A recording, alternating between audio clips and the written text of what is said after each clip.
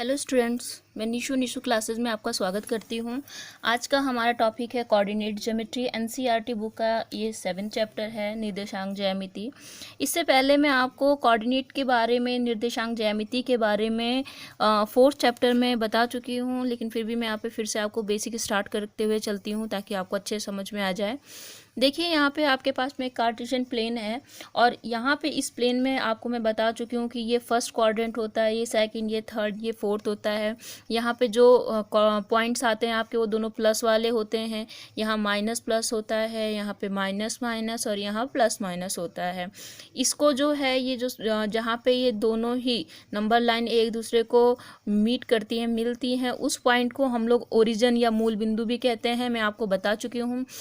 और x coordinate अगर खाली आपसे पूछा जाए, एक्स कोऑर्डिनेट को आप एब्सिसा भी कहते हैं, जिसे आप हिंदी में भुज भी कहते हैं। एंड वाई कोऑर्डिनेट को आप ऑर्डिनेट और कोटि भी कहते हैं। ठीक है, ये सारी बेसिक चीज़ें हैं जो आपको पता होनी चाहिए और पहले भी मैं आपको बता चुकी हूँ। आज जो कोऑर्डिनेट ज्योमेट्री हम स्टार्ट कर रहे हैं, इसमें आपके पास हमें पढ़ना है distance formula.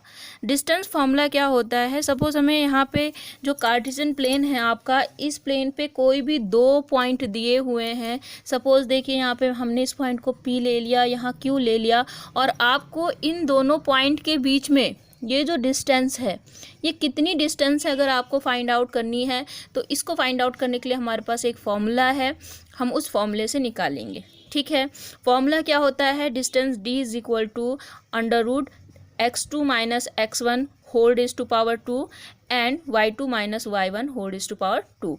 Means x2 minus x1 का होल स्क्वायर और y2 माइनस y2 का y1 का होल स्क्वायर का होल रूट। ठीक है, इसे हम दूरी सूत्र कहते हैं। ठीक है, तो फर्स्ट एक्सरसाइज जो आपकी है, इसमें आपके पास में डिस्टेंस फॉर्मूले का यूज़ करके ही क्वेश्चन को सॉल्व करना है। तो देखिए हमने यहाँ पे एक क्वेश्चन लिया है। सपोज जैसे हम यहाँ पे ये क्वेश्चन लेते हैं, देखिए आपकी एक्सरसाइज 7.1 का मैंने एक क्वेश्चन लिया है कि 2,3 एंड 4,1, ये आपके पास 2 पॉइंट्स दिए हैं। Find the distance between the following point. Find the distance between the point, मतलब बिंदु ये और ये के बीच की दूरी ज्ञात कीजिए। ठीक है, तो देखिए ध्यान से समझिए, जो आपके पास में ये आपका बेसिक ही है, जो ये पॉइंट दिए हैं, जो पहला पॉइंट है हम इसे x1 y1, ये x कोऑर्डिनेट x1 हो गया, y कोऑर्डिनेट y1 हो गया, ये आपका x2 एंड y2 हो गया है। ठीक है, अब आपके पास में आपको x2 पता है, y2 पता है, x1 पता है, y1 पता है। तो अब आप क्या काम कर सकते हैं? डिस्टेंस फार्मूला आपको पता है, x2 minus x1 raise to power 2 plus y2 minus y1 raise to power 2। तो हमने इसमें जब वैल्यू पुट कर दी तो हम देख रहे हैं क्या है आपका x2, तो 4 माइनस 1, 4 माइनस 2 होल पावर 2, और यहाँ क्या है 1 माइनस 3 होल पावर 2। आप इनको भी x1 x2 मान सकते हो, आप इनको भी इनको x1 y1 मान सकते हो, इन्हें भी x2 y2 मान सकते हो। इससे कोई फ़र्क नहीं पड़ेगा आपको, आप चाहो तो करके देख सकते हैं। ठीक है, मेन हमें इनका डिफरेंस चाहिए, बट हम अगर आपने इसको x1 माना है तो आप इसको y1 ही मानेंगे।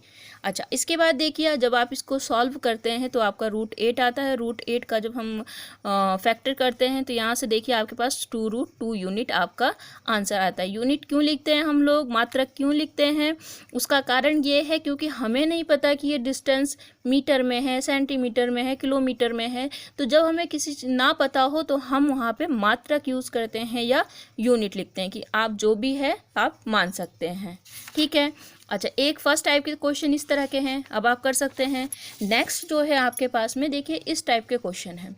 वो क्या कह रहा है आपके पास, determine the point, determine if the point ये आर कोलिनियर। आपको बताना है कि क्या ये पॉइंट जो 3 पॉइंट दिए हैं आपके पास, ये 1,5 2,3 -2,11 आर कोलिनियर, क्या ये कोलिनियर है?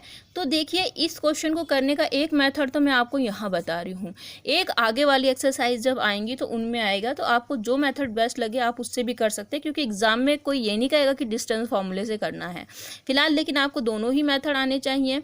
तो देखिए हमने लेट कर लिया कि जो फर्स्ट कोऑर्डिनेट है आपका, हमने उसको एक सपोज कर लिया, बी ये हो गया एंड सी ये हो गया आपका, ठीक है।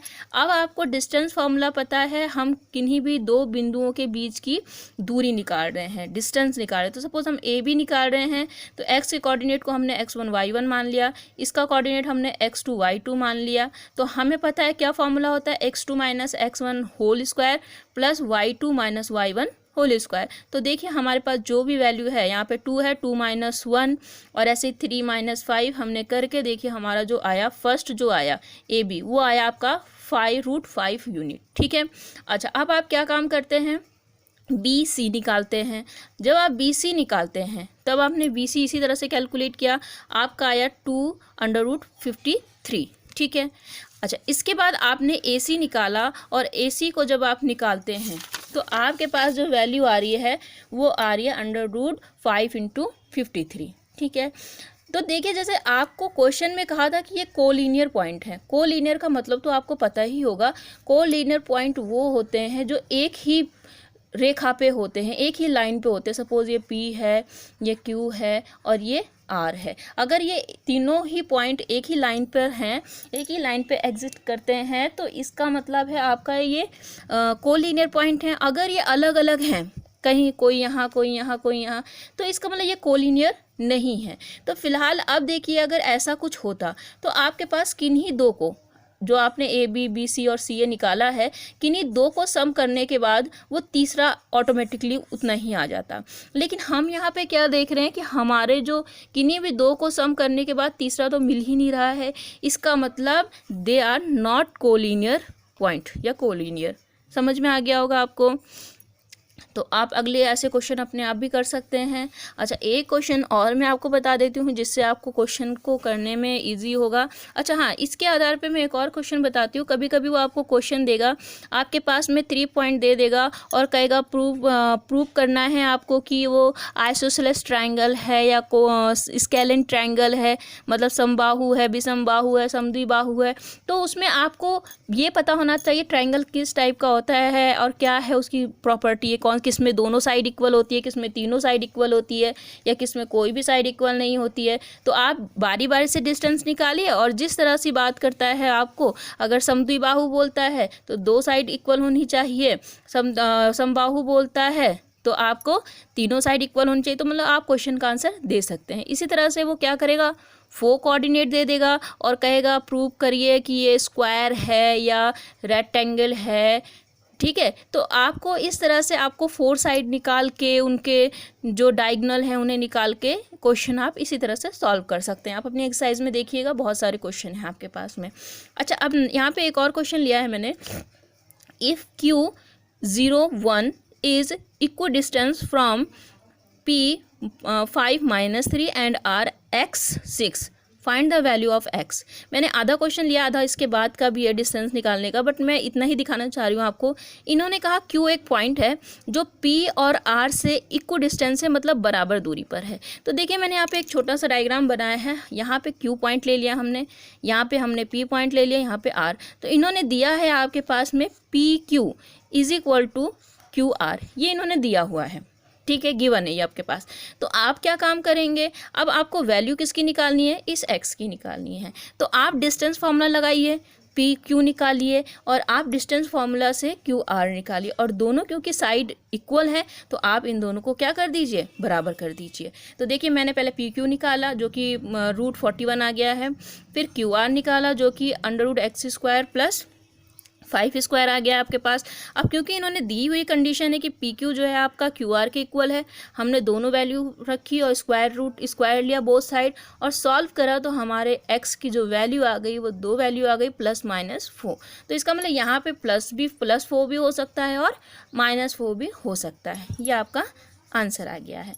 तो इसी तरह के आपके पास में और क्वेश्चन हैं आपके एक्सरसाइज में, आप ट्राई कीजिएगा। अगर नहीं आते हैं तो मुझसे पूछ भी सकते हैं, और अच्छा लगे तो शेयर भी कीजिए। और अगर आपको सच में मैथ में थोड़ा इंटरेस्ट आ रहा है तो आप लगातार वीडियोस को देखते रहिए, क्योंकि अगर आप लगातार देखते रहेंगे तो आपके लिए बहुत ईजी हो जाएगा।